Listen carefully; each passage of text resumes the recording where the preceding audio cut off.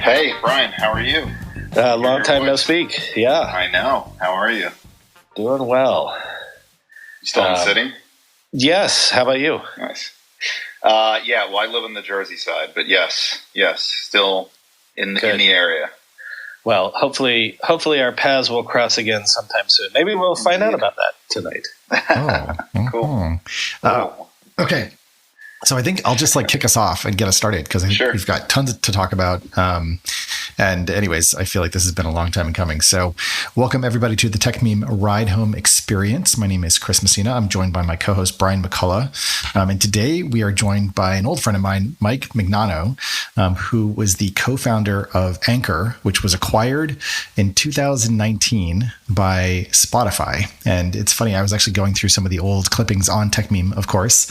There was a great story by Peter Kafka kind of talking about the acquisition and why Daniel Ek was interested in acquiring it, and essentially said, we're building a platform that provides a meaningful opportunity for creators, excites and engages our users, and builds the even more robust business model for Spotify in an industry we believe will become significantly larger when you add internet level monetization to it. And I think it's we're going to get into all of this, of course, but I think it's so relevant, I suppose, just for our conversation to sort of think back to what podcasting was, has been, is in the process of becoming. And, Mike, you've obviously been at the center of this, and your work on Anchor has been transformational. So the beginning of Anchor, because again, being in this industry, the idea that there were startups in the podcast space. I'm old enough to remember that seemed crazy and things like that. So, Mike, where did the idea for Anchor come from? Just tell us whatever about your background, and then we can get into, how it all went down and your time at Spotify. Sure. Well, maybe just one quick warning. I don't have a mute button. I don't know if maybe this new version that you mentioned, Chris, is maybe a little buggy, so I'm just going to warn you guys. I won't be able to mute at any point. It's not at the bottom? There's not. Where the mute button should be, it says request. Oh, wow. You really are in a buggy version. Wow. Yeah. So it's like amateur hour there. When you're talking. Right. Yep. Okay. I'm not trying to be rude when you're talking. I will say, so it's going to be the three of us, so you don't need to worry. It's just, we'll keep it cool. But yeah, cool. Thanks for letting me know. Yeah, no worries. So, look, starting Anchor feels like an eternity ago. It actually, it wasn't that long ago if you think about it. So we started working on it in 2014, the end of 2014. Wow, 2014. And, yeah. Okay, keep going. That's when I started podcasting, by the way, February 2014. Wow. So there you go. I guess when I say it out loud, it does seem kind of like a long time ago, but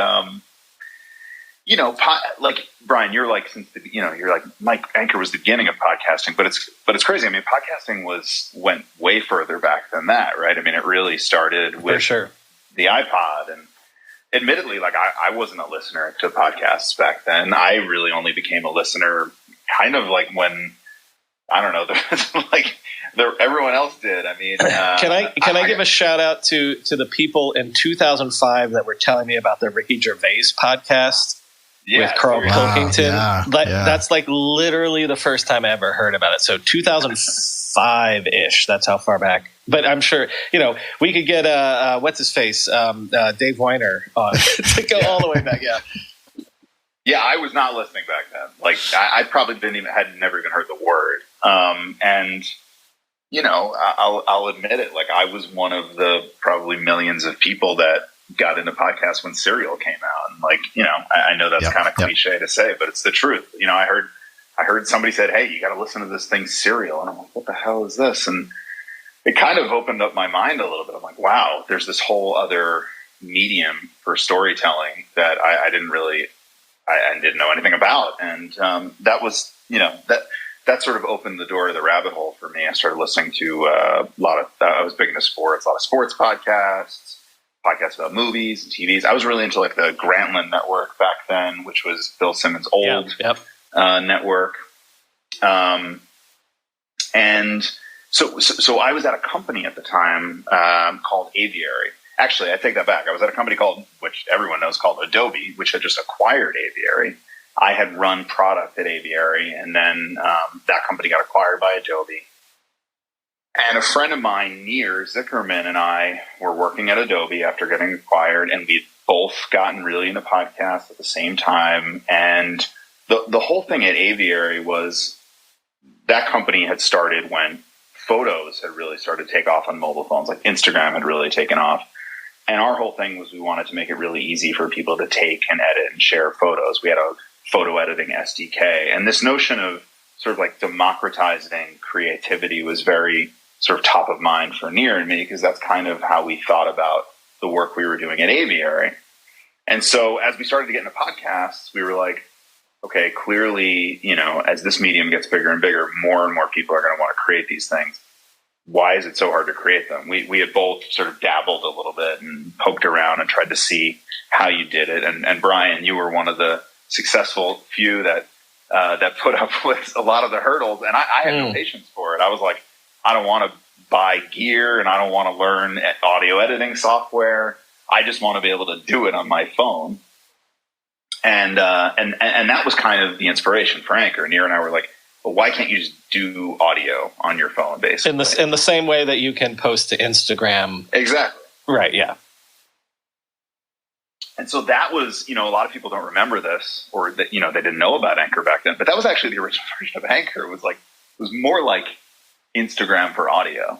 It was a feed. It was like a vertical scrolling. No, I totally remember that. Yeah, it was like, I mean, it was turning, basically like audio, like sort of snippets, right? It was sort of like, a very similar. Like, exactly. I guess it's so interesting now to think about Spaces and the social audio boom and how what they've added really is just synchronicity, whereas before it was essentially voice notes as a social network.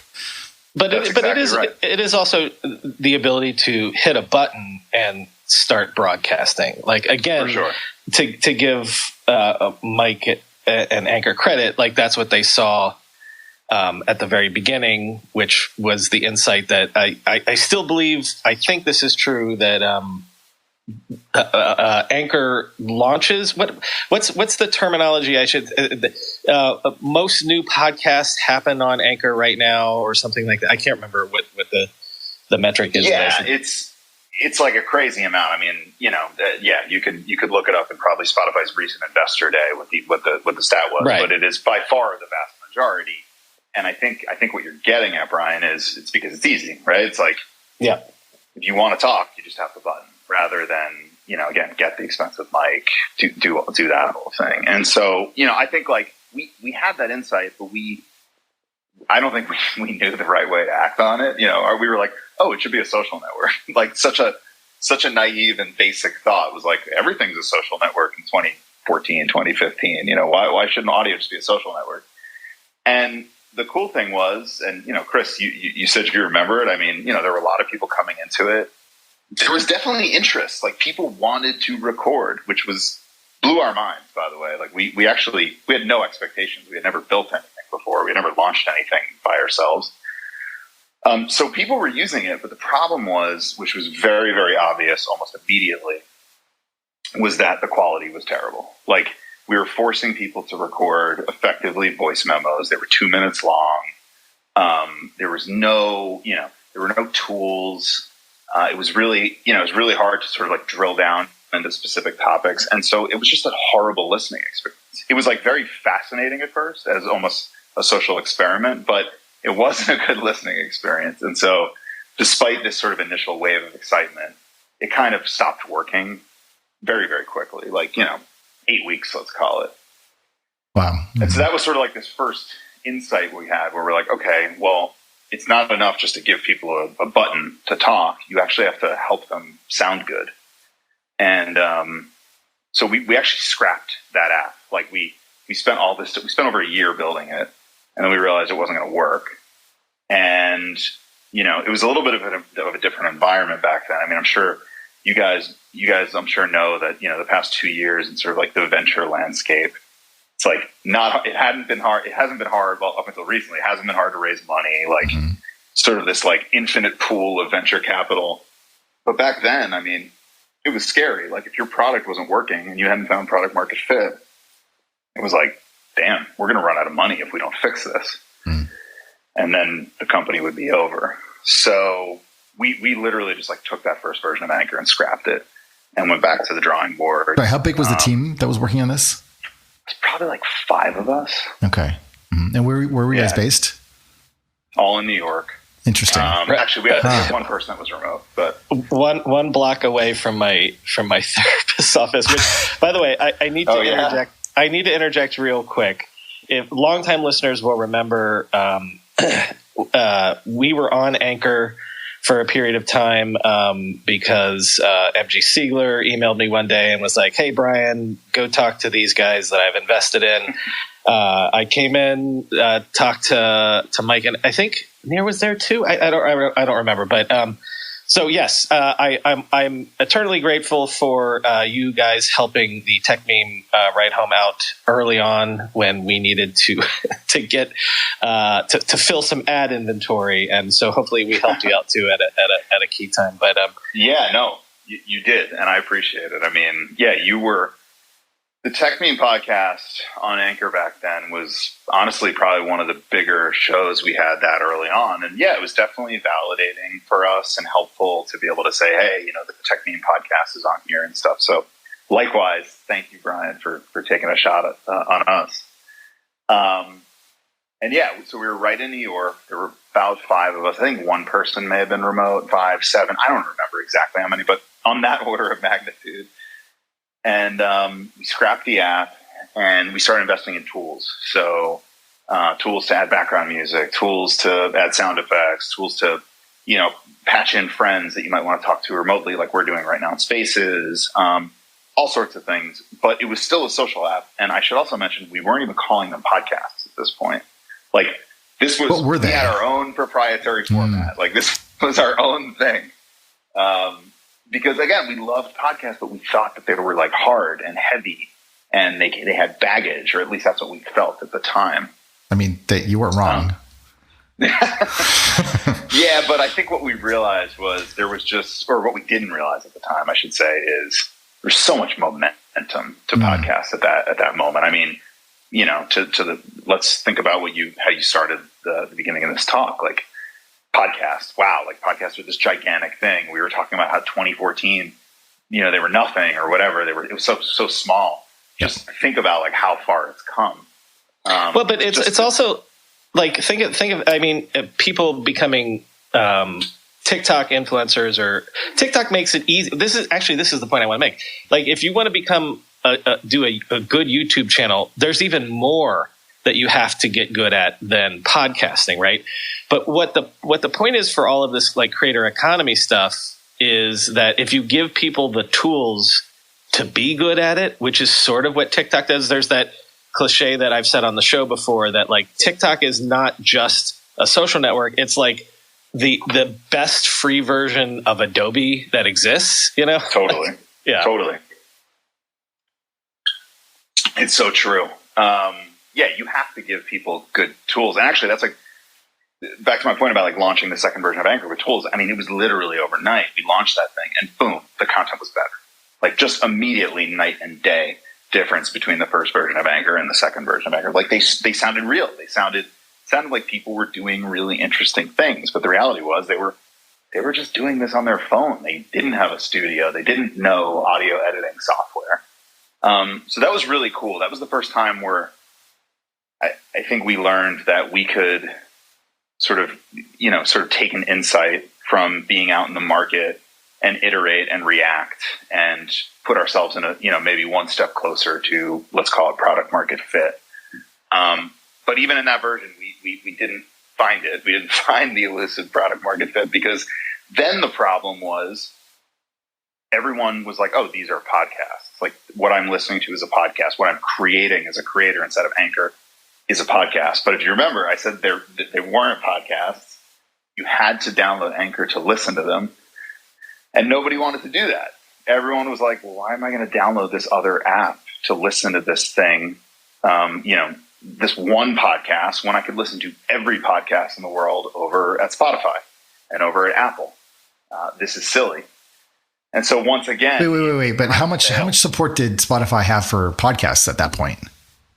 They were getting started. But I think my point was generally just like, there were big apps out there. Let's say Apple Podcasts, where they had every show. Yeah. Okay. And we're like, hey, come to Anchor to listen to this one show or these like 50 shows, you know? Like the Justin Bieber app to like get the Justin Bieber podcast. Yeah, exactly. So that's when we're like, okay, clearly there's some momentum to this podcast thing. Maybe we actually just built a really, really compelling podcast creation tool. Maybe we should just find a way to get all this content on Apple and on Spotify. And so we kind of like pivoted again. We didn't scrap the whole thing this time because everything we built was actually usable, but we rushed to build a web app. We rushed to figure out, this was the sort of real magic was we rushed to figure out how to do distribution, like how we could take somebody's show that they made in Anchor. How do we turn it into an RSS feed? Like, how do we like put it into the standard of podcasts and get it up on Apple and all these places really, really quickly and easily without the user having to know how to do any of that stuff? And once we did that, that's when things really started taking off, and people started seeing that, oh my God, I could make a podcast, tap a button, and be on Apple like in 5 minutes. That's special. I'm curious. Again, this is sort of like I'm sure it's all a blur, but when Spotify comes calling, how clear to you initially is this them poking around in the podcasting space, or when they showed up? I've heard from other people when they showed up, it was clear immediately that this was something they were going all in on. Is that how your experience was when you started talking to them? Maybe I can answer the question sort of like more generally with my experience, the way these things go is, my experience with Spotify was like this as well, is like, let's use the example of like hiring someone. Like when you're building a company and you go to hire someone, you try to spend as much time at least as you can making sure they're the right fit. Likewise, they're making sure that the company is the right fit for them. You're not just, responding to a job and then I'm looking at your resume and saying, okay, this person's a fit, let's hire them on the spot, right? And I think like with acquisitions and really with like fundraising as well, I would say any sort of like meaningful corporate transaction when you're building a company, these things take a long time. And so, in the example of Spotify, I was fortunate to be able to build the relationship with them over honestly many years. Sure. I met Daniel briefly after the first version of Anchor launched. And I think I've told this story before, but like literally right after the first version of Anchor launched, he reached out and said, "Hey, this is cool. Like, let's talk about product." And I think that was how the first time we met. Like, we were just meeting to, two product nerds just jamming on product. And so we had a number of interactions with them over the years. And I think when we ended up selling to them, I think it was more that it really made sense for both of us at the same time. Like we'd already laid the groundwork. We already had a deep understanding, I think, of what we all wanted to do in audio and what we felt was important. And it was a lot more organic, I would say, than people maybe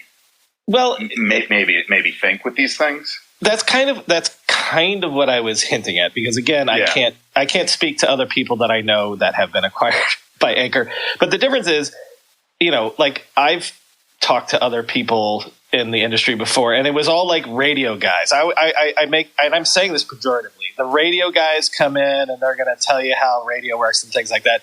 And the people that I know that have dealt with Spotify, they're like, no, we knew right away this was different, that they had this sort of expansive sense of sort of what you're talking about, where it's like, it's not just that they wanted to own audio because that was their thing.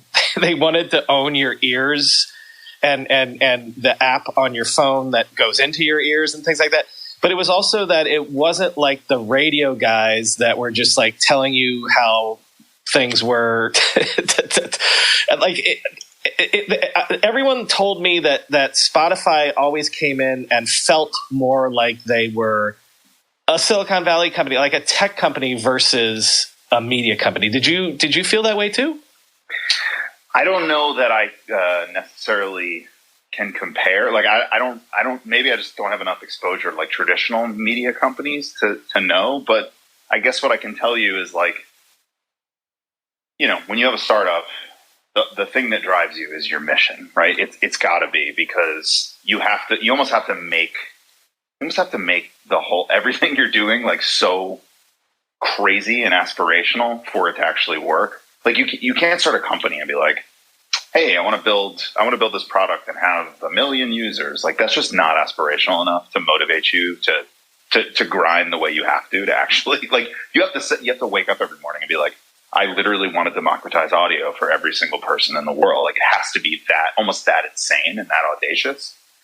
And I think what surprised me about Spotify was when, you know, the more and more I got to know them, and by the way, like we're a 20-person company at the time and we're chasing this big audacious mission. And they're I don't know, I forget what they were, maybe a 5,000 person company. And I felt that same level of ambition and hopefulness for, you know, the future of audio that we were feeling as a tiny upstart. And that was really inspiring to me. That was really cool. It was like, oh, this actually isn't some big corporate entity. This is just a group of people that also, you know, want to help shape the future of audio and have a very specific vision, in Spotify's case, around, you know, helping 1 million creators to live off their art and, you know, and everything their mission speaks to. I felt that genuinely, and I think that's why I was excited. I don't know if that answers your question. It rhymes with what I've heard, right? Because it felt like, as opposed to, I'm not gonna name any corporate names, but we're gonna acquire you and fold you into what we've been doing in audio for 70 years. You know, like Spotify always felt like, no, we're cutting edge. We're still the startup mindset, and that's why it was very attractive to folks that I know. Yeah, and to be honest, like it was an awesome company to work for. Like I have nothing but great things to say about Spotify as a company, about a culture. It was a great, you know. And look, it's hard to know what could have been if we didn't get acquired by Spotify. You know what? Can I give you the analogy that someone told me is Sure. that when radio people acquired friends of mine that were in the podcast space, it felt to them like, well, this is a fad. We're checking a box to make sure that we're on the cutting edge. Okay, you know, so our CEO can't yell at us for not being on the cutting edge or whatever. Versus Spotify actually having the vision that, you know, we're going to where the future of audio is going to be. So yeah, that sounds right to me. So yeah, I mean that was basically, so like I said, we sort of pivoted to this basically a podcasting platform as opposed to this, you know, this social network for audio. That really resonated. That seemed to work, and it was a lot of fun. I mean, because once we sort of became one of the bigger podcasting platforms, and this is even before we sold to Spotify, we could start to do things that hadn't really been tried before, which was fun. And I, you know, still to this day, I find inspiring. I'll give you an example, and Brian, maybe you can relate to this. Actually, I think you used this product really early on. I think mixed results, but I think you recognized the potential of it before we got acquired. So podcasting is based in many ways on a standard, right? That standard being RSS. Standards are amazing because if you're building a product and you adopt a standard to power your product, you're basically like accelerating your product development. Like in the case of building a podcast app, if you build a player and ingest RSS, boom, you've already solved the supply side of your business. You get to pull every podcast in the world into your app just by accepting the standard of RSS. But the downside of standards is it creates a tremendous amount of fragmentation in the market because it lowers the barrier to building a product. So what you end up with is, 1,000 different podcast apps, which I'm sure you guys can identify with. I mean, you both know about the podcasting space. There are a lot of podcasts. Oh, yes, out there are. Like, It's sort of like building a notes app. It's like a rite of passage. Yeah, exactly.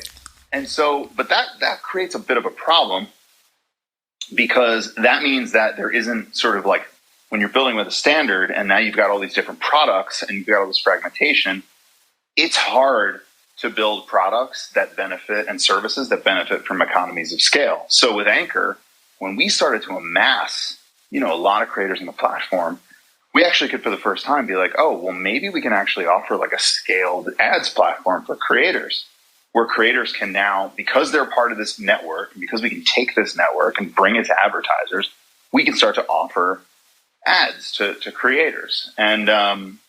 And so we did that, and that was really cool. That was a lot of fun, and that was. No, wait. I want you to unpack this, because ads and podcasting, there's a little bit of like oil and water, or it could be vinegar depending on your preference. Oh, I remember going in to meet Mike the first time and being like, I know what you want to do. You want to do AdSense for podcasting, don't you? Everybody wants to do AdSense for podcasting, and please do it sooner rather than later.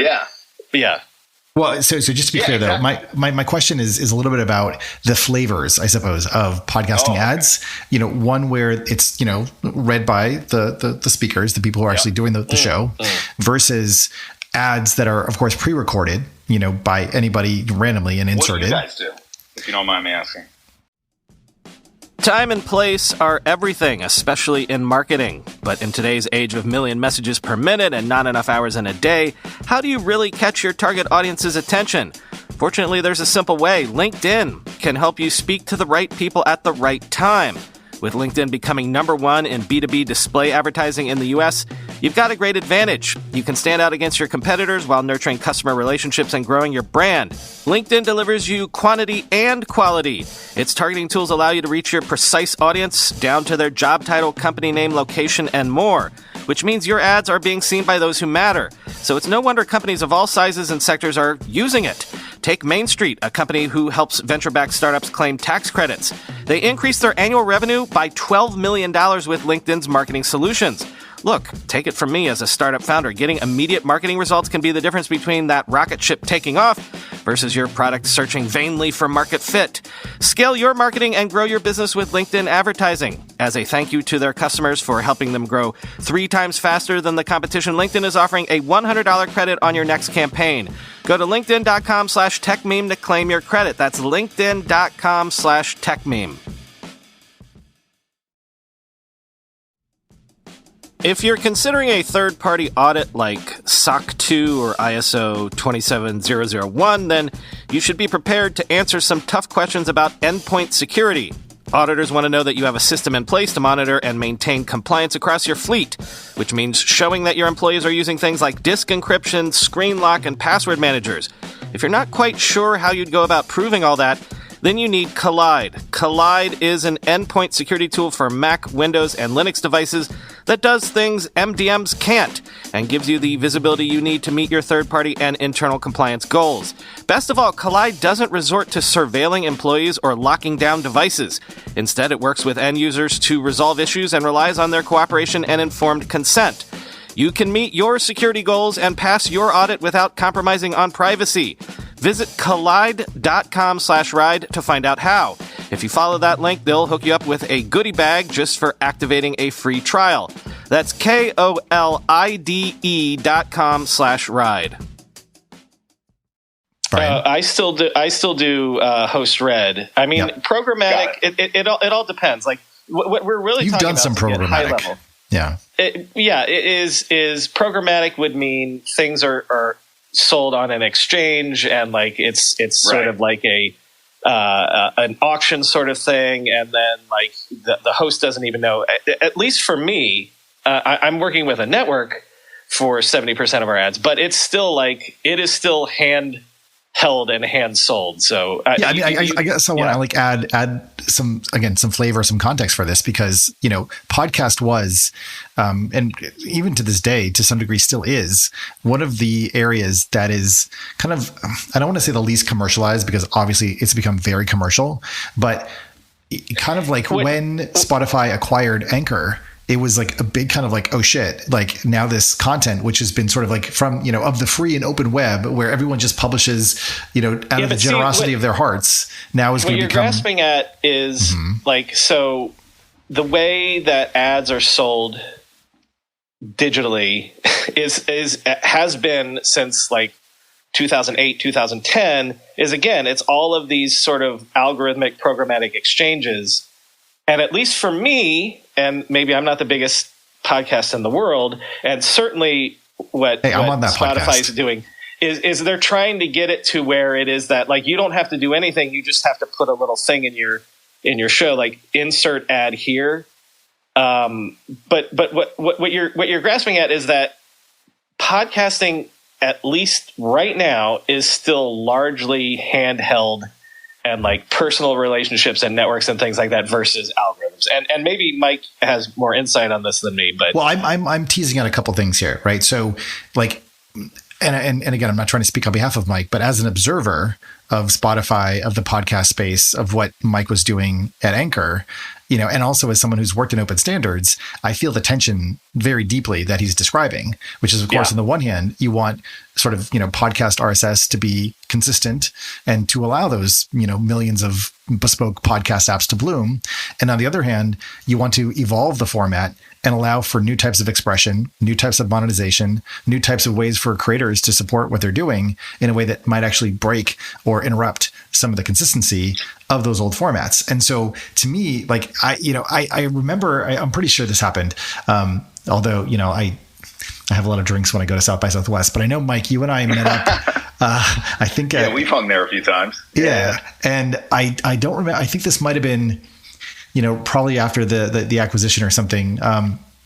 And, I was probably, saucy as I sometimes get, and was like regaling is probably a positive word. I was probably harassing you, with some sense of concern for the future direction of how this company would, spend hundreds of millions of dollars on your company and then want to turn this tool that you'd created into a tool of, commercialization and capitalism, and therefore, kind of ruin the format and the medium. And to your credit, I think, and to the sort of broader space's credit, there's been an interesting just new set of dynamics in the space, where there are a lot more people publishing audio content. Win. And then there's also a way for some people to, make some kind of living from it.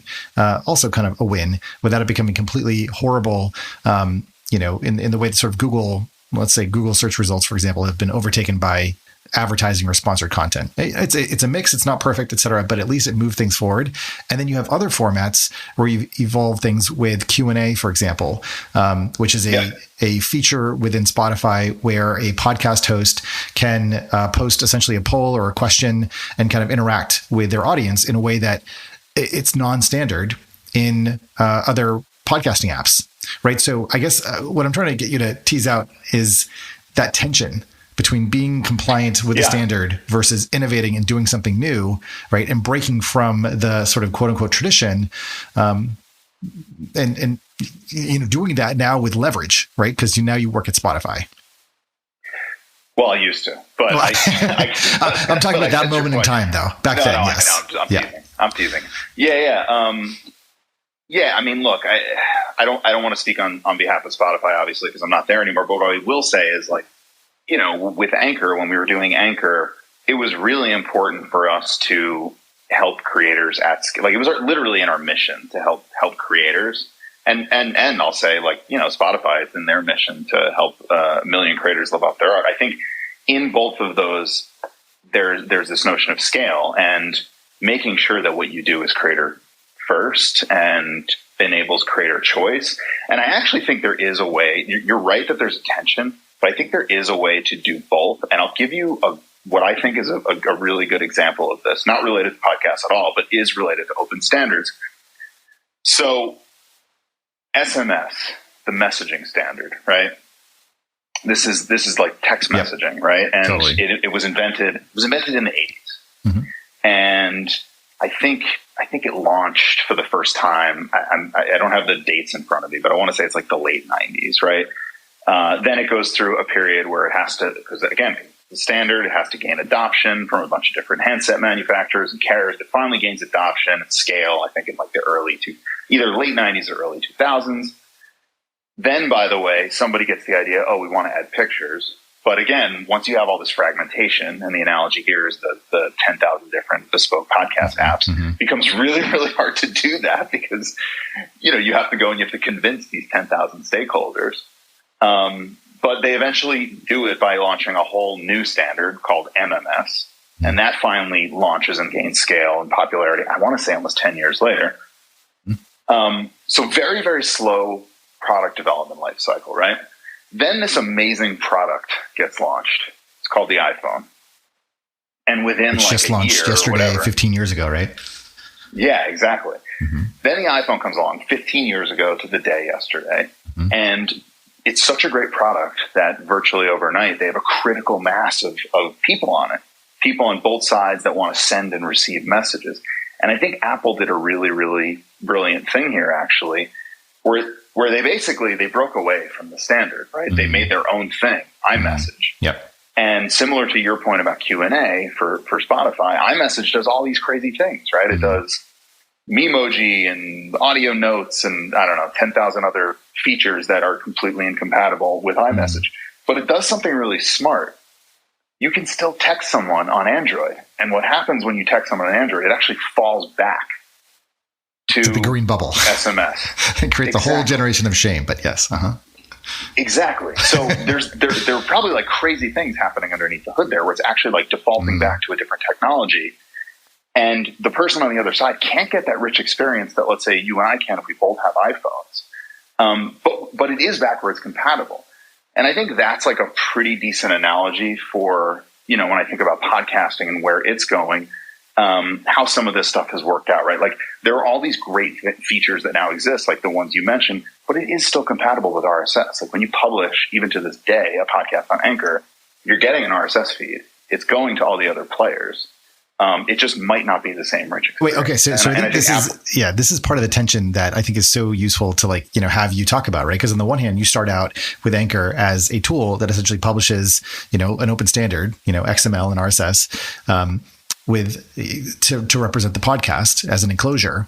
And then you start to evolve the things that you can do with that media format, right? And so just as your example suggests that Apple kind of uses the green bubble to manipulate people into wanting to get an iPhone to sort of, as you say, upgrade their experience, in a similar way, you can imagine that if I'm distributing a podcast and I want to have that fan engagement, that I need to actually use Spotify to get that level of fan engagement, even if the standard format supports it.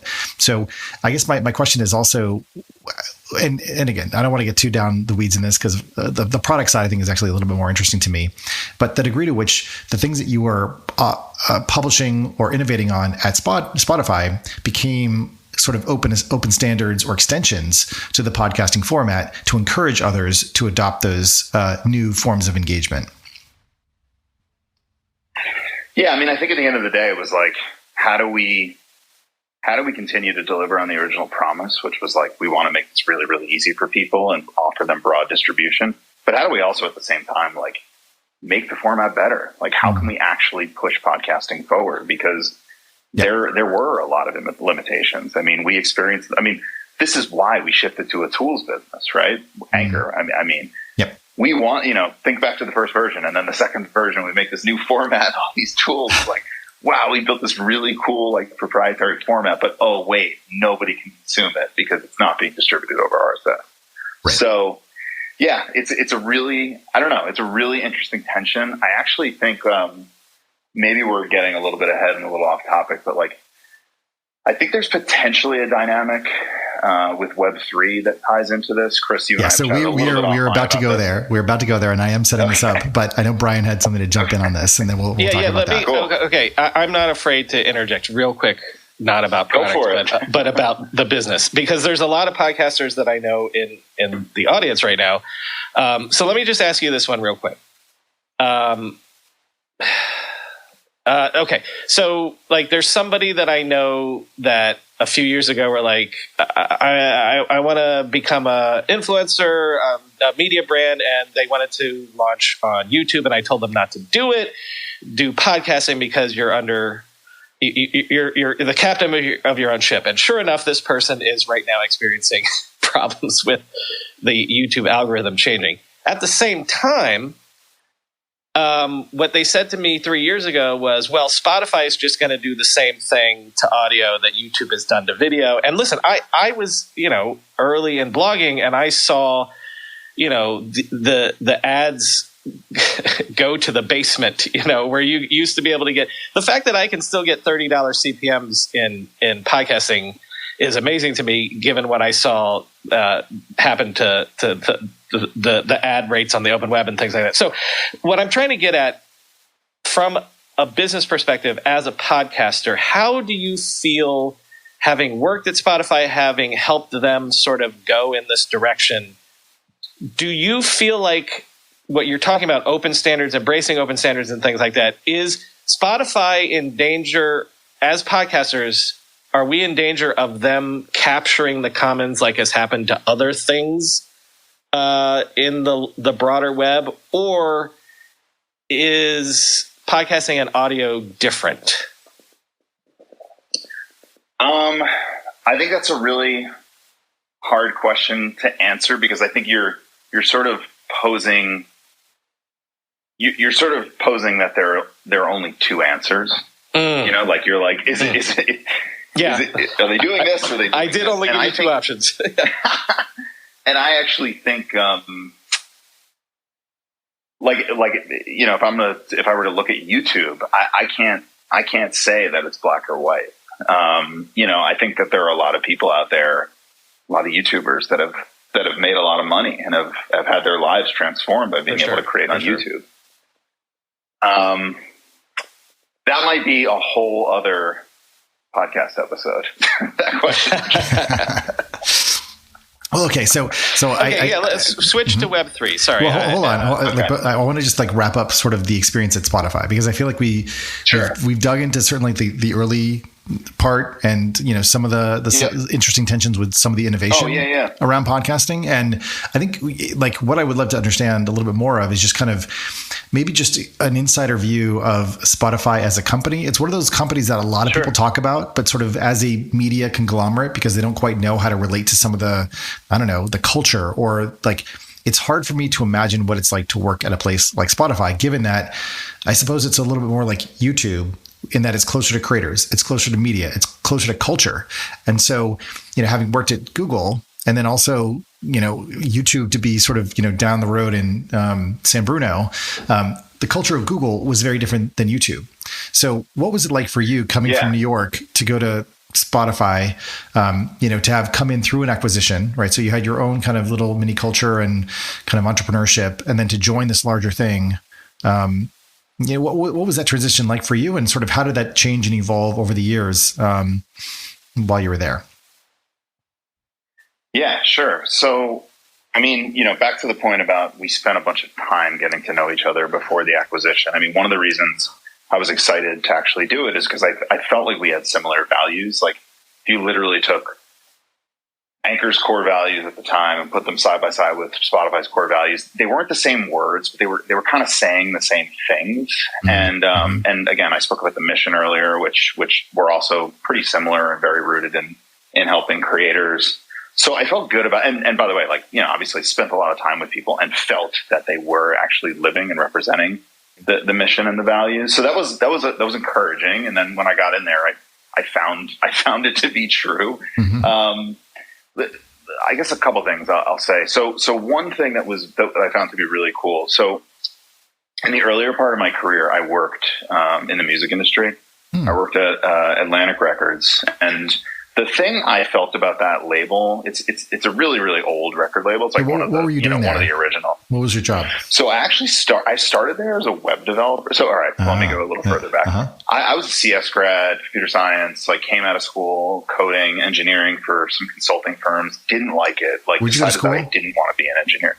Delaware, University of Delaware. Okay. Mm-hmm. Decided that I didn't want to do that. I was like, I understand how to program. I just got my degree, whatever, I'm working, but this is not sort of tapping into the more creative side of me that I was just much more passionate about music and art and creativity. And I was like, I gotta get out of here. I was like, I'm going to go into music. I don't know how and where and what I'm going to do, but I'm going to get a job somewhere in music. And so I used my degree to get my foot in the door at Atlantic, building all the artist websites. Wow, that's awesome. I was building websites for all the artists. I ended up being there for about 5 years, running product innovation there at one point. But the thing I always loved about that place was like there was a real passion and reverie and like respect for the artist and the creator. Like everything was about the artist. The artist was like really put up on a pedestal, and everything had to be about serving them and helping them. And, you know, and I loved that. And then I went into tech. I got really into the idea of technology because like I said, the iPhone launched. And when the iPhone launched, I realized, oh wow, like software is a means of creativity. You can make something and then with the tap of a button, you distribute it to millions of people. I want to be a part of that. So I went over there and I did the Aviary thing, Adobe. I told you about that already. Yep. The cool thing about Spotify, to get to your question, was it was like this really cool combination of both the sort of wide-eyed, like we can change the world tech side of the business, mixed with the passion and respect for helping creators. Like it was a perfect blend for me of both. And that's what I loved about it when I first, still to this day, but when I first joined, I was like, oh wow, this is a tech company, but it's also a music and content company. And like people really care about the content and the media and like getting it to the fans. Like, well, I want to just like jump in and like, because, you know, if sure. I remember when I first got on Spotify and, you know, it was this, crazy app that had come out of Europe. And it wasn't even available in the US, but I had a friend that, you know, hooked me up or something. And I got right. And it was like an amazing experience. It was Napster, except it was legal. And, you know, right from the very beginning, there was that dichotomy between, you know, content wants to be free. And I remember I was super angry with Metallica and, you know, their whole vibe. You know, Daniel, I think always did have that respect for artists, and that artists need to eat and, you know, need to be fed. And that, you know, if you just take their content and you don't find a way to remunerate them, then they won't be able to. And then they won't make more stuff. Right.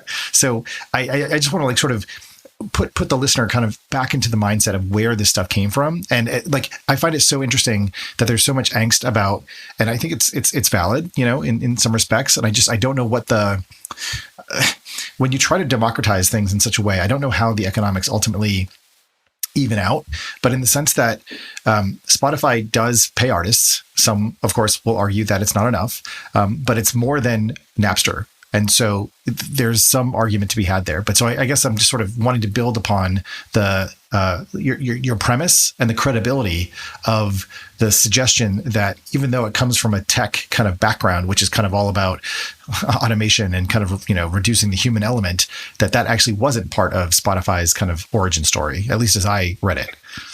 No, yeah, you're totally right. I mean, you know, Daniel himself was a musician, and like you said, like everyone loved Napster. Everyone loved, you know, I forget what was the thing, that BitTorrent that everyone was doing like after Napster, the original Bit thing. Spotify, like Spotify had the realization that, hey, this is not sustainable. This is not good. And the only way you're going to be able to compete with free is if you actually make it better. And better means not just a great consumer experience, but better means a great experience for creators and helping creators get paid. I mean, look, people can knock streaming all they want, but look at, you know, there's a very easily viewable chart on the internet that shows like recorded music revenues over the past 20 years. And streaming has been, you know, not just Spotify, Apple Music, all of them, transformative for the revenue paid out to creators. It really come back. And also it's bigger than it's ever been. We need to give them credit for the fact that people were trying to crack this egg forever. Like I think on the Internet History Podcast, I talked to one of the founders of Rhapsody or whatever. Like even the Napster folks, even there's that great video of Sean Fanning and Parker talking about how this is going to be on your phone someday, and it's going to be. Everyone knew this was going to happen. It's just that you were dealing with essentially, I think I said in the book, like a mafia that wouldn't let you do it. So Spotify should get way more credit than they are getting at this point. Oh, of course, this is the way it was going to be. Everyone could see it. Yeah, except for the fact that 30 to 50 different startups tried to make it happen and didn't. And Spotify did. So, yeah. So that was one thing I felt when I got there, to answer your original question, Chris. And then, there were, I mean, when I like look back and I reflect about what I learned, what I went through, when I joined there, I was, I was running a team of 25 or something, and I was very much like a startup founder. Like, I knew how to get a lot done with a little, and how to move a team really fast. When you're a small startup, speed is kind of your advantage. You can be nimble. You can, but I think, one of the things I learned how to do in my time there, which I really appreciate that I had the opportunity, was, hey, how do you get like really big things done with really big teams of people? It almost sounds like it's going to be easy when you're at a big company. You could just get these big things done, but you realize there's a lot you have to learn about operating and communicating cross-functionally with, in some cases, hundreds or thousands of people. It's a completely different muscle. Mm-hmm. And so that was something that I had to learn, and it took me a lot of time, to be honest. That was something cool that I was able to do, that I'm really happy I had that experience. I mean, another thing you asked about, like, how did it change over the years? I mean, well, naturally, something that we went through that everyone else went through was COVID. And, shifting to a dynamic work environment, that was a pretty interesting experience. I think for everyone, figuring out how to manage a team, a big team remotely. Like there's so many things that you change about how you work when it shifts to that, right? You go from lots of sort of in-person communication meetings to more of a memo culture, like writing a lot, like learning how to write long pieces, sort of for communication.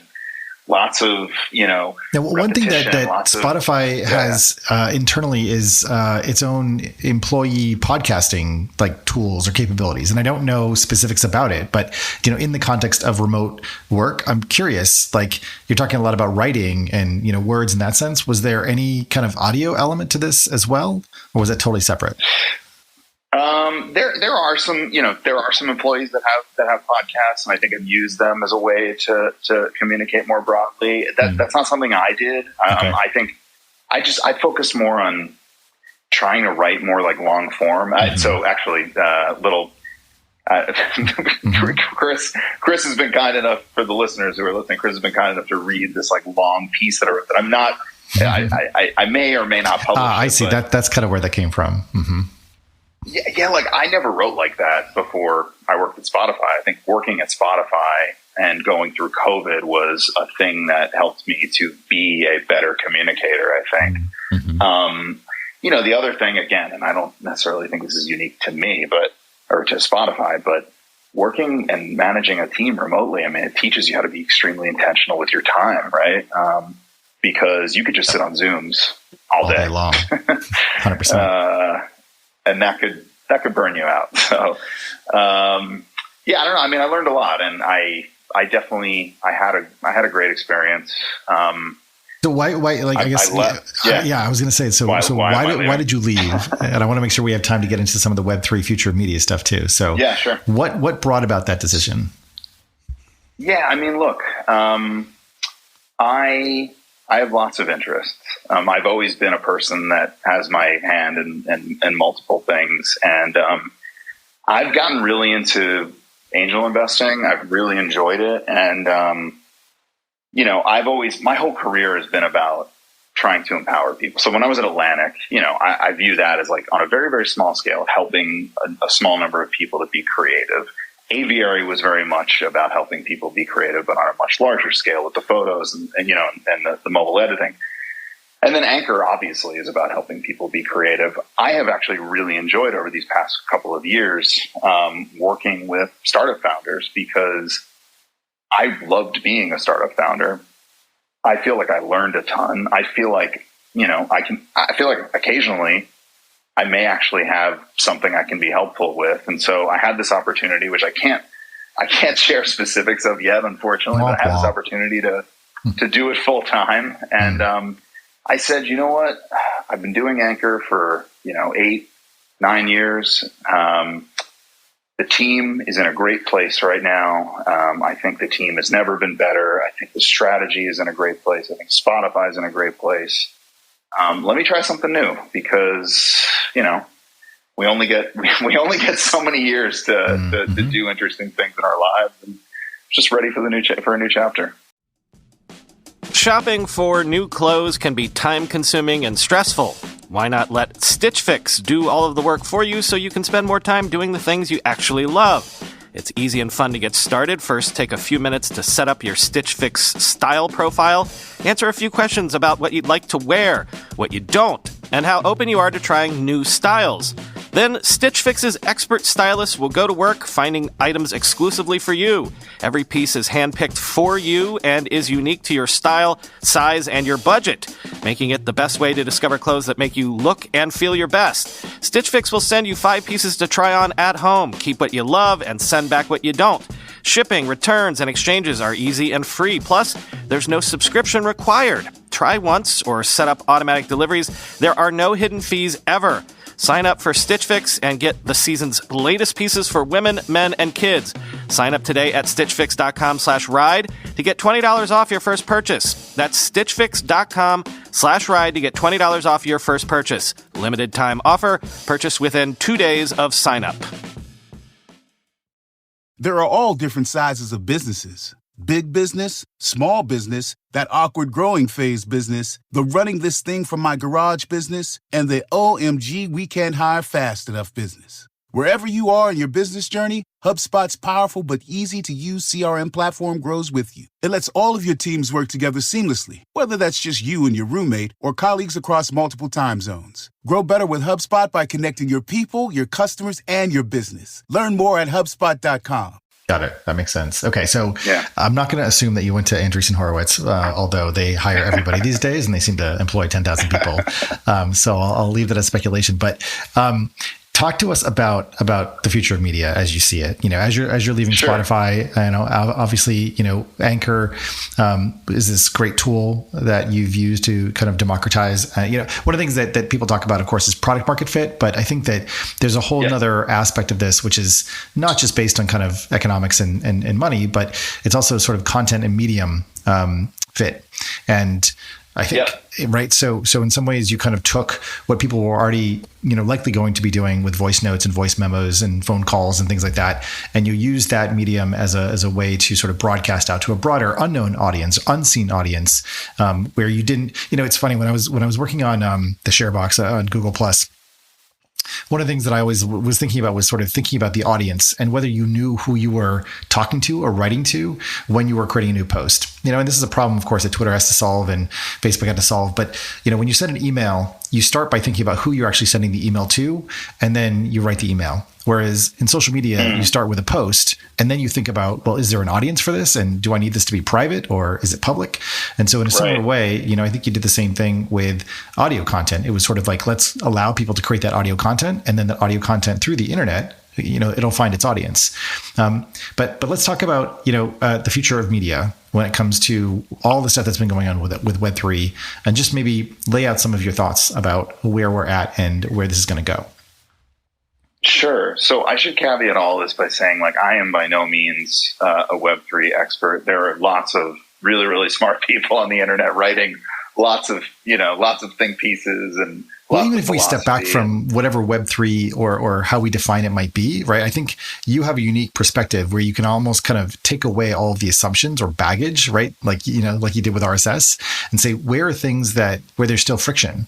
How can we evolve, the mediums using, let's say blockchain as an enabler or something like that? Yeah, I think it's actually really interesting that you mentioned RSS, and that's actually an analogy.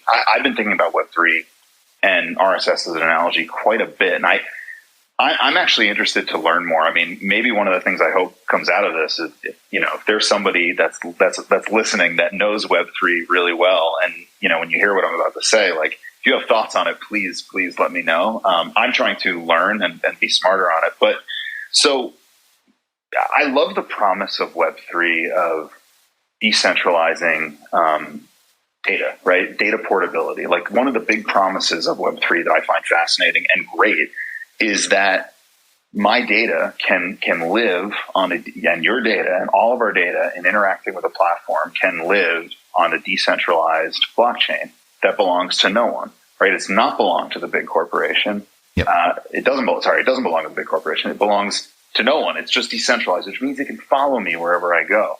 I think that's an amazing promise of Web3. One of the things, I haven't heard anyone talk about really, and I'm curious about it. I'm trying to wrap my head around if this is a problem or not. Is that if you decentralize everything and you basically put a bunch of data on a blockchain, and then the platforms and the products all build around that data, I wonder if you actually end up with a ton of fragmentation like we had in podcasts. Yep. So we talked about RSS, how like the data and the content, it's technically not decentralized, right? Like when, Brian, when you were hosting, an RSS feed back in 2014, it probably lived on your website or maybe FeedBurner or something. But you can imagine that like if that data lived on a decentralized blockchain and, everyone said, okay, this is what a podcast is. These are the fields, these are the data fields. These are the components of a podcast.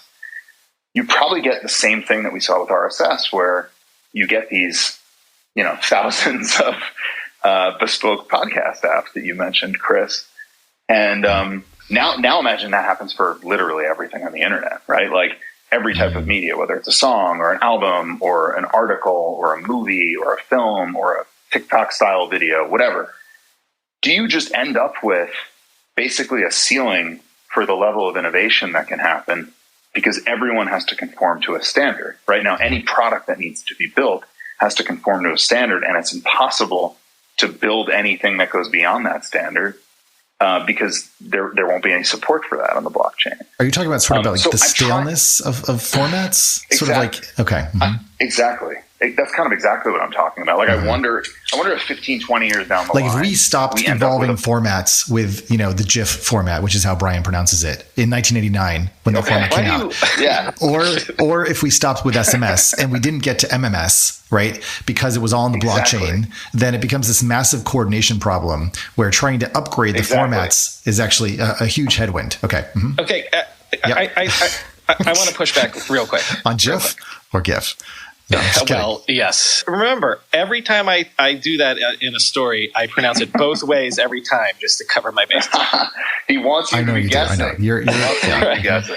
Okay, here's my pushback. Yeah, please. And by the way, like I said, this is less of an opinion and more just like a question. Like what happened? Well, yeah, and this is hopefully I'm going to grasp towards a larger thing, but I'm gonna start with the podcasting angle because again, since I started my fund and I'm a well-known podcaster, I've gotten a whole bunch of Web3 podcast pitches. There's people in the audience. God bless you. I love you all.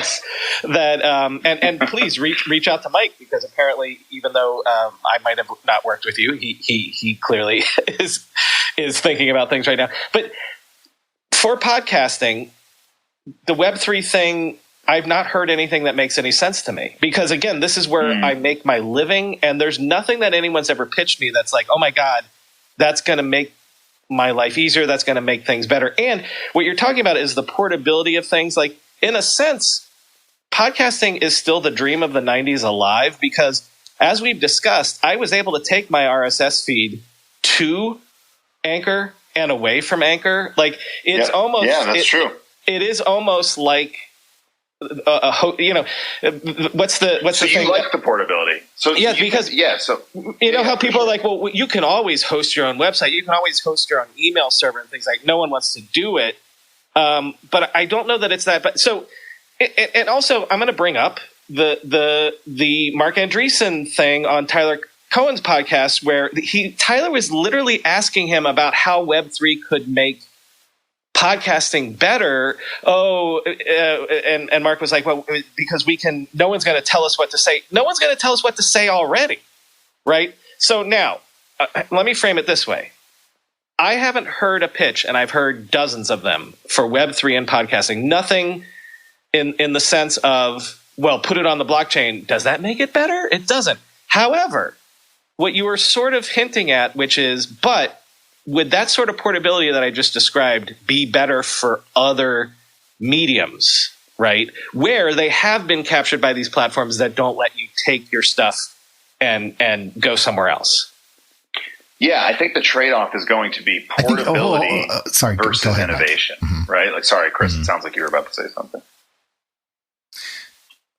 Well, I mean, I also wanted to hear, your response, but I wanted to jump in on this point because I think it's so easy to conflate a number of things here. And it's also easy to get, I think, lost or stuck applying today's models to kind of what you think this new, emergent paradigm might lead to, right? So, Tanner, who's in the audience, mentioned Uncut.fm, and they're sort of moving towards, I guess, kind of tokenizing communities, right? So that's one thing. You buy the NFT and now you have access to like limited stuff. Like, okay, that's like one direction. I think, Mike, what you're pointing to is a little bit different about the expression of content and media in the stuff that is stored on the blockchain specifically. Now, of course, you could have kind of adjacent content through, let's say, like IPFS or something where you're storing files all over the place and they're just like references, and maybe the files themselves can be updated or improved, or more metadata can be added over time, and they can be embellished in some other way. I don't think we're talking specifically about storing podcast files on the blockchain, although, we can imagine that happening as well. Those are two different kind of ways to think about this. I think like one of the questions has to be, just like we rely on kind of, I guess, Apple, and some other big podcast indexers to, sort of it's a relay where you publish your podcast file and then it kind of fans out to all the sort of subscribers of those things. If we were to have this globally readable and writable database of public content, one of the questions is, what are the formats and how do you define the formats of the data that is being stored? Once you have sufficient amounts of data that is marked up or in a certain schema, what then can you do with that data? And then if you go even further down the field, when you have enough of that data that's out there that's of substantial or significant interest to enough people, what other types of embellishment or experiences or augmentations could occur through that kind of innovative, you think about it kind of as like raw material. Like the raw material of this data that you're talking about would enable a lot of different people to develop new types of software or technology or experiences or content or creativity. Although potentially, let me pause. And then there's a second part, which we don't know how to think about, which is around licensing, privacy, access, copyright. Right, because there are ideas with smart contracts where, if I listen to your podcast, you get a penny or whatever it is, sort of like decentralized Spotify. The reality is that I haven't seen a lot of that work. And I don't know to what degree creators are actually getting paid for their NFTs when they're being flipped multiple times, and how many times an NFT has to flip in order for there to be a meaningful amount of income, sort of residuals, to the original artist, without having a centralized body that's kind of doing that work and counting all the transactions. Yeah. So anyways, I've been going for a while, but I think it's important to separate some of those things. No, they're all valid questions, I think. I mean, something you mentioned in the end there is like another thing that I've been thinking a lot about. I mean, you mentioned, hey, there are already a number of these sort of, decentralized Spotify's or, however you called it. Right. Yeah, exactly. Like Royal.io is an example. To me, that makes actually a lot of sense, because if you think about it, if you're a creator, what do you want more than anything else? You want to reach. You want to reach new people, right? And so naturally, you're going to gravitate to the platform where you can get the most reach. And so I think platforms like this are inevitably going to have a bit of a chicken and egg problem where, the value that they're advertising to the creator can't really be fulfilled upon unless they have a critical mass of consumers. I don't know. Like as I'm saying these things out loud, it's triggering all sorts of other questions, and I think that was kind of your point. Like there are many questions to unpack here. But anyway, it's Web 2. Yes. For whatever else it did, it solved reach like nothing else in history. It literally is the thing that made Web 2 Web 2, right? It's the distribution, it's the reach, it's all that stuff. My problem with Web 3 is that thus far, I don't see a similar sort of aha moment with that, where from day one with freaking Flickr, it was all about like allowing anybody in the universe to see your pictures and blogging and all that stuff. And then the problem with Web3, again, if we're going to have this sort of debate, is a lot of what Web 2 was simplifying things. Again, people don't want to run their own servers, don't want to run their own email. You want to put all that underneath a layer that simplifies it. And so there's two things. In Web 3, at least, again, I'm going through the lens of podcasting, but maybe all media, I don't see how Web 3 has the distribution and reach thing that Web 2 has. And for sure, Web 3 has not solved the make it simple enough that my mom can use it. Totally. Let me jump before I hear from Mike, because I want to sort of set you up with two things. One is that yesterday, Adam Mosseri has announced now that, of course, Instagram is moving forward with NFTs. And apparently, as of today, Facebook now has a tab on your profile to list your NFTs. Oh, wow. So the Web2 companies are starting to support like the representation and display of some of these types of assets. Now, the thing that I want actually, Mike, you to talk about is Passport. Specifically, there's Stratechery and there's Dithering. And of course, that is a decentralized approach to providing tokenized access to essentially private podcast feeds. And I got to say, like, the experience was a little difficult. And yet, I was super impressed that Spotify actually went down that path and used OAuth and kind of set up this thing that allows independent publishers to essentially put a paywall up against their content, and then to have Spotify distribute that content, but then support a native kind of checkout experience in that. So I guess what I'm seeing is that that's almost like a Web 2.5 kind of solution, where there's a 2.0 style app, I'll call it Spotify, providing access to content that is kind of private and hosted and premium on a third-party context. And I don't know if you have anything to do with that, but I imagine you at least have some insights into how that kind of came about.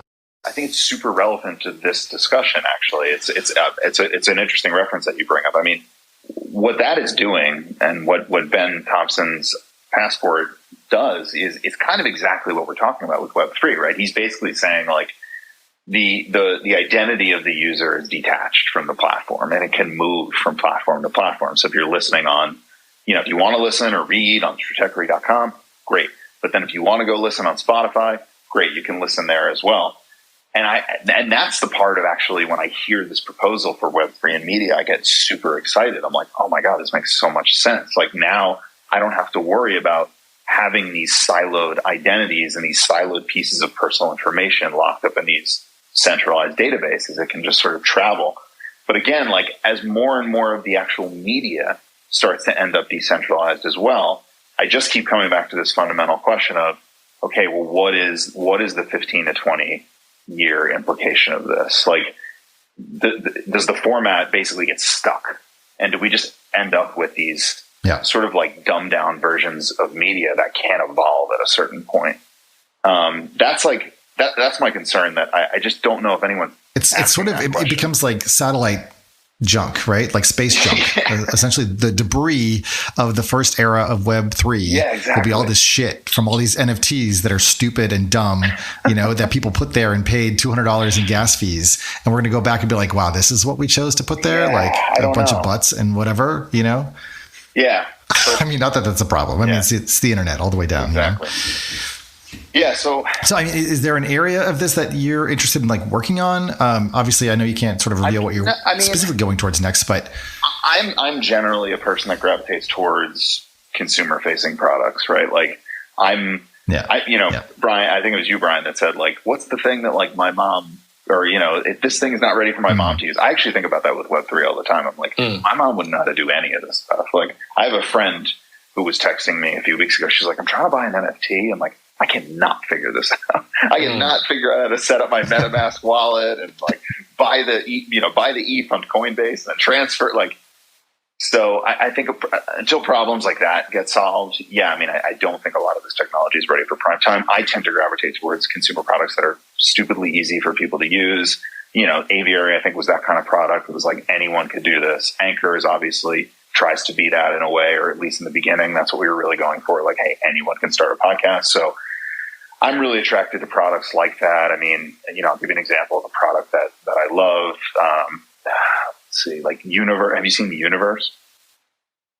Yeah. It's a website builder. Like, you can basically universe.com, right? Yeah. I think it's on universe.com.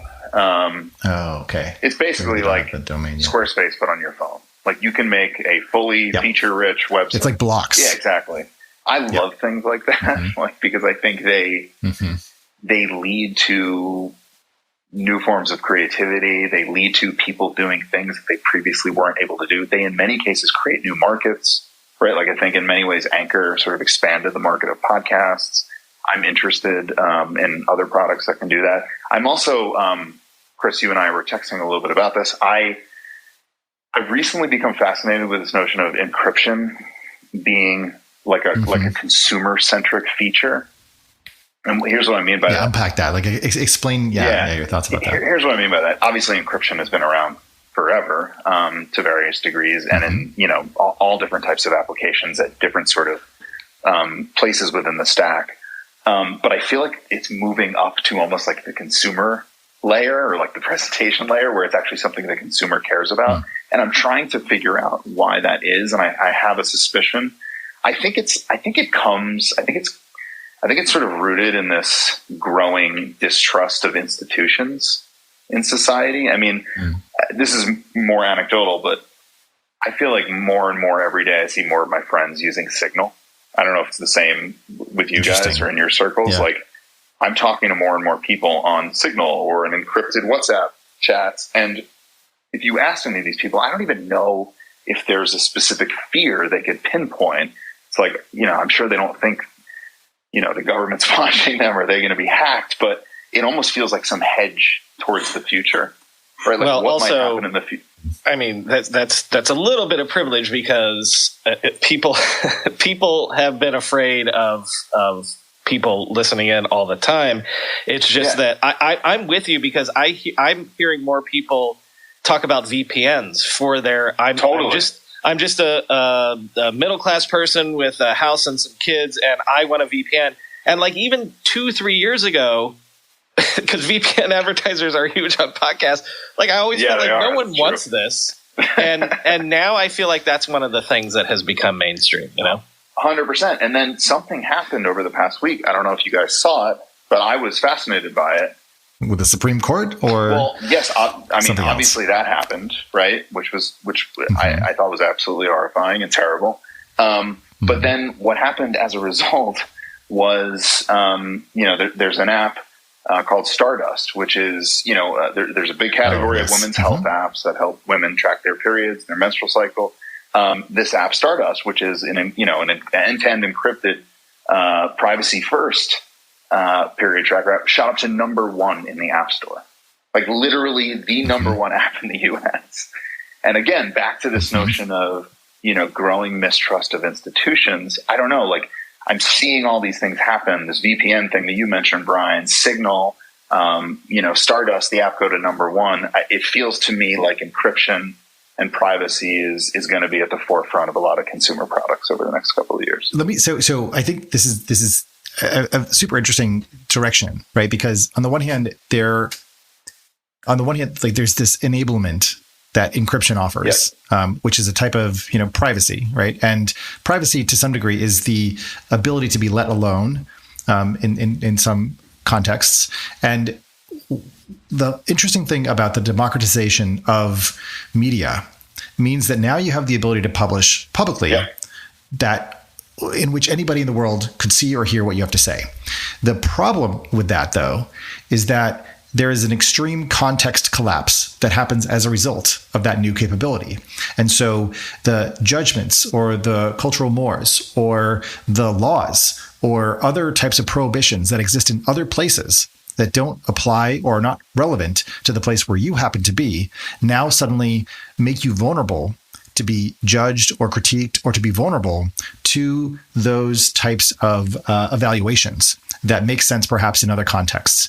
And so suddenly you need the ability to actually claw back some of that context collapse. And encryption is a way where you kind of put this cloak around everything that you do, and then you can then hand out the keys to those people or those contexts which you feel safer, or where there's some sense of, protection or inviolability, or like to not be violated. So like a really good use case for this started out being about just saving money, which is that I want to be able to watch Netflix and I don't have to pay for it. So we're going to share passwords. And then maybe I'm in another country and, there's only one of my friends who has a credit card. And so therefore I need a VPN to log in to some other country or something. And I've heard about this use case recently. But then over time, through that exposure of using a VPN for that commercial purpose, you start to become a little bit more curious about, well, how does this even work? And what is this for? And then perhaps that does lead you down this road of, thinking about encryption, especially around messaging and conversations. And then you get to essentially what's amazing about crypto and, blockchain technology and Web3 stuff is that it basically is private key pair encryption, which has been around forever, PGP, but was never in a form that was usable by end users. And now it's come to the point where there's enough products out there and there was enough kind of other activity around it that it's become more acceptable. So I'm very interested, I guess, and I'm wondering how you saw this, whether that's, Spotify or elsewhere, of whether there's a growing kind of awareness from a younger generation that grows up with these things and with these experiences, that they reset the baseline of how this stuff actually works in practice in the marketplace. I don't know, to be honest. I mean, on one hand, I would say it seems like with a lot of younger generations, public is often the deep. Well, I don't know. Actually, as I'm saying it, I take it back. I mean, I'm thinking about TikTok, and I'm thinking, about how it feels like the younger generation is so used to this sort of public form of expression. On the other hand, as I say it, I feel like there's also a ton of direct messaging that I think it's pretty common knowledge at this point. Lots of people have their public accounts on TikTok and Instagram, whatever, and then their private accounts, right? So they're Finstas. Yeah, exactly. The Finstagram, right? I don't know. I'm not actually sure. This is kind of why I'm so interested by it, because it feels like this unique sort of dichotomy that's sort of unfolding in culture in real time. And it seems like it can swing really quickly. I mean, the Roe v. Wade thing is a perfect example. I mean, this one. Oh my God! I mean, right? Yeah. I wasn't. I woke up that day and refreshed NewYorkTimes.com, and it's like, oh, holy shit! Wait, what just happened? So it feels like things are moving so fast that culturally can be so broadly impacted so quickly. I don't know. I'm curious to see. But it's interesting that you brought up blockchain. That was another example I forgot to mention.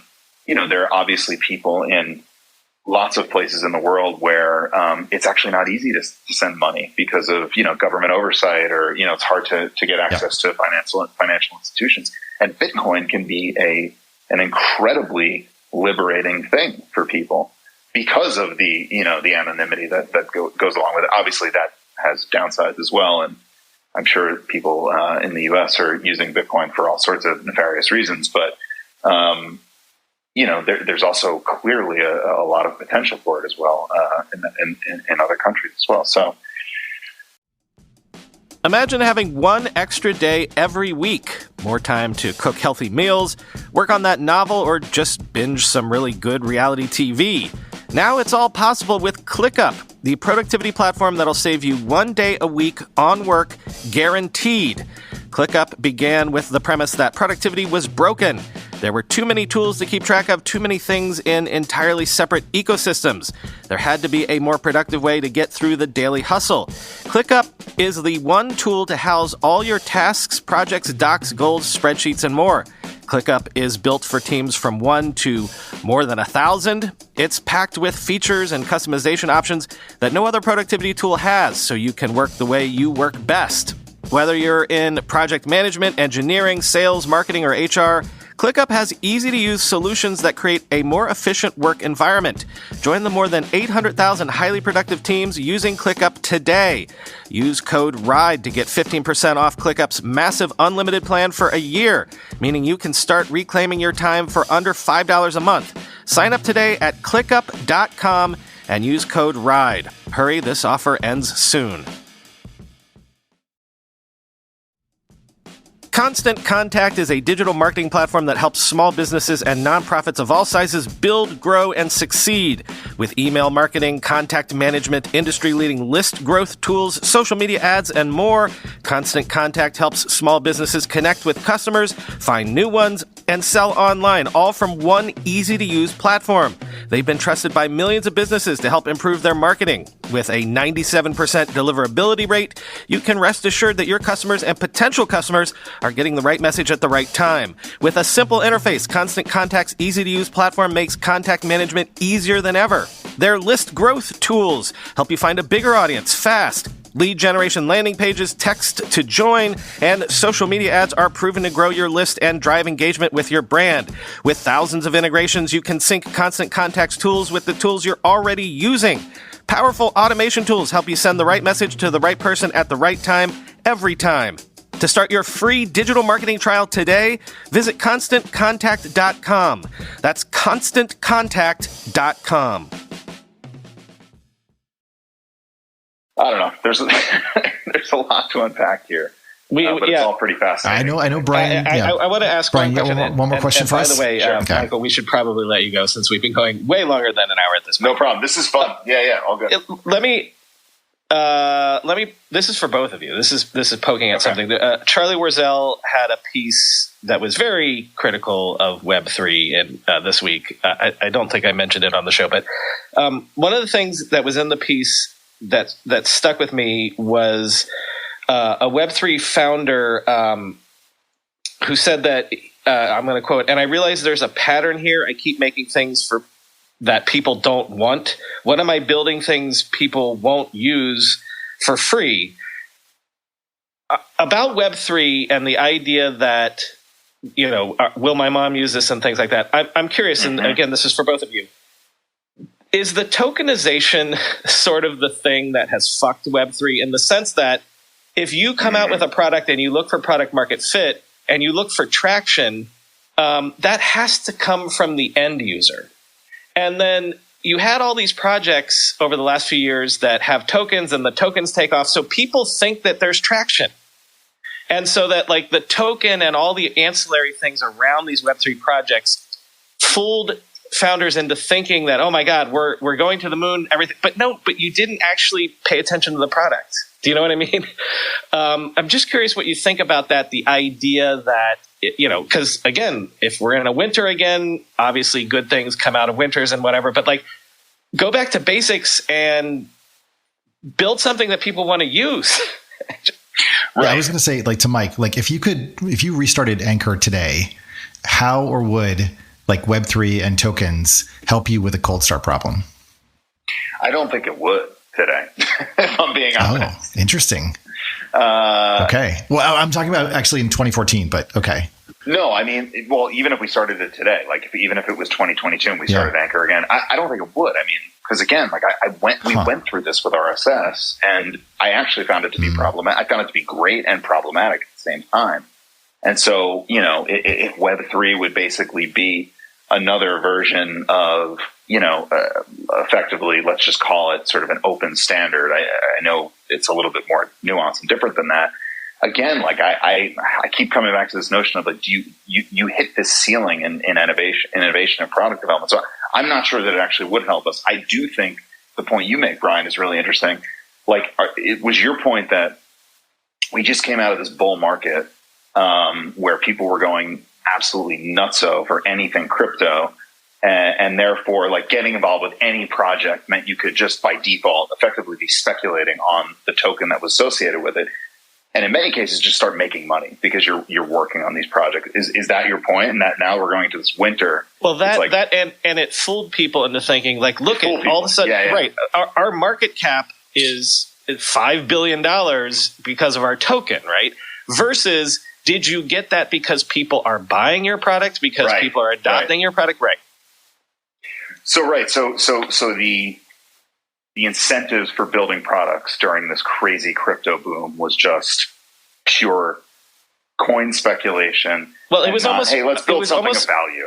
It was all good ideas. And by the way, that's the capitalist fantasy world where it's just all good ideas and everybody with a good idea gets rich or whatever, except for the fact that the cold reality is, to make money, even good ideas can fail. Totally. And then, the money faucet turns off, and it's like, oh, okay, it's all I don't know, gobbledygook or something. It's like, where's the real product? But I think that's one of the real challenges about this moment and about what we've just gone through, is that there was so much false signal about what was good and what was working. And the thing, was sort of like an Aurora Boreas, and it was just eating itself until it ran out of itself, and it could no longer eat itself. Right. And so therefore there was a crash. And I think, Brian, to your point, and, I think in some ways this is a very good kind of moment to step back. And again, like Mike, to your point, like think about some of the fundamentals. What are the things that people are trying and wanting to do? Where is it hard and where's the friction? And there continue to be kind of these, the way that I kind of think about some of this stuff sometimes is like, you need to have these, like artists are one example of this, but you need to have random seeds in sort of a sea of homogenation and conservatism, because conservatism is a system for remembering things that work and then like trouncing the things that don't work, so that when there is a winter and when the potato famine happens, you can still survive as a species. Yeah. But, we've gone through this period with a kind of abundance thanks to the Industrial Revolution that allows us to be much more speculative with how to put out kind of the efforts of human kind of creativity. And so we kind of got ahead of ourselves with this financialization through Bitcoin and other types of, I guess, cryptocurrencies that allowed us to kind of just invent out of thin air currency that never existed before, in a way that suddenly basically money was democratized. And it created this set of kind of consensual hallucinations that this is actually how it's supposed to work and how it's always going to be. And yet actually having kind of adversity is totally necessary to the process of creating real evolutionary, evolution.